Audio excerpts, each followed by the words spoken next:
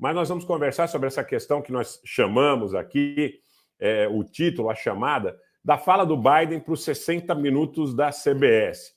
Uma fala bastante surpreendente em relação a Taiwan. Por quê, gente? Porque os Estados Unidos, ainda que eles participem desse conflito na Ucrânia, com assessoramento militar, com entrega de armamentos, com equipes de especialistas, com subsídios logísticos e tudo mais, imagens de satélite, eles não estão tecnicamente envolvidos com as botas no solo. E o Biden gravou uma entrevista por 60 minutos, que foi ao ar de maneira bastante surpreendente em relação ao seu conteúdo, mas, essencialmente, a questão de Taiwan. Quero lembrar, antes de mais nada, que a política dos Estados Unidos, desde 1979, tem sido reconhecer Taiwan como parte da China, mas eles permanecem em silêncio sobre os militares dos Estados Unidos que assessoram o governo taiwanês, as armas. Aí você tem uma outra legislação, que é uma legislação especial em relação a essa questão do subsídio da entrega de armas. Então, os Estados Unidos, inclusive no momento seguinte à entrevista do Biden, muita gente na Casa Branca também já se apressando em dizer que essa política de uma China só não mudou, mas, teoricamente, eu vou chegar ao cerne do que eles pretendem. Na realidade, o governo dos Estados Unidos pretende que o regime de Taiwan se imponha sobre o regime da China continental. Então, a questão de uma China só não é efetivamente o problema. O problema é que os Estados Unidos querem que os taiwaneses levem seu regime para Pequim. É essa a situação, sob o ponto de vista prático, tá? Sem muito folclore, sem muita conversa, sem muita perfumaria. O que os Estados Unidos imaginam é isso, que o regime de Taiwan possa levar suas premissas para a China continental. E o Biden, na entrevista, ele disse que a política continua também sendo de uma China só, e aí ele é pressionado.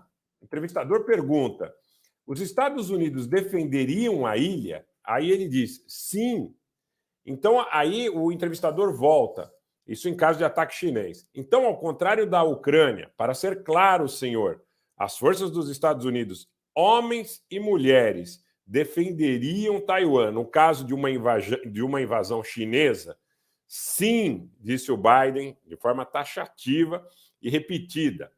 Após a entrevista, muitos funcionários da Casa Branca disseram que a política dos Estados Unidos em relação a uma China só não mudou.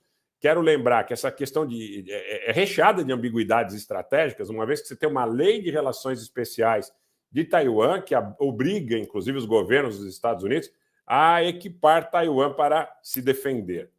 Né? Foi o que aconteceu, inclusive, no início desse mês, quando o Departamento de Estado anunciou uma venda de 1,1 bilhão e 100 milhões de dólares em equipamentos militares para Taiwan.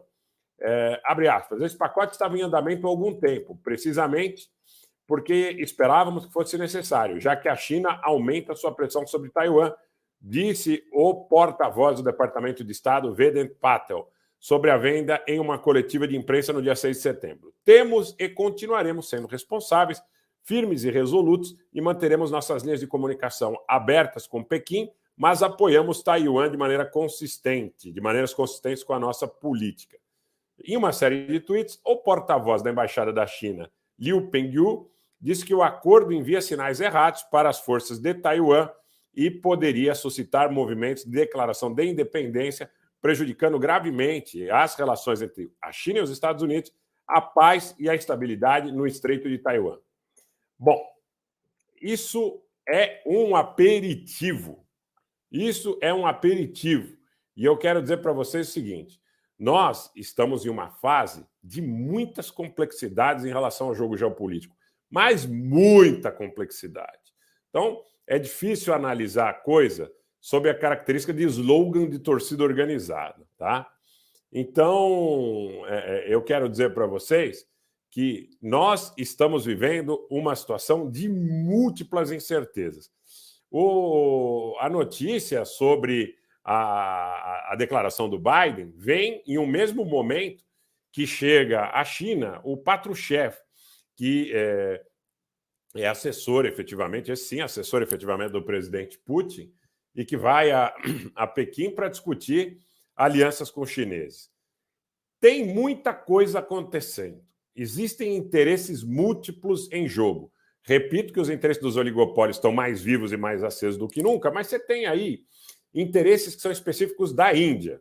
Eu tive no Monark e falei para o Monark que a minha perspectiva em relação ao mundo num curto prazo, nessa disputa entre Estados Unidos e China, é que as pessoas percebem a disputa entre Estados Unidos e China, mas não percebem o quanto a Índia ainda despontará como uma potência relevante, tá? Como uma potência relevante.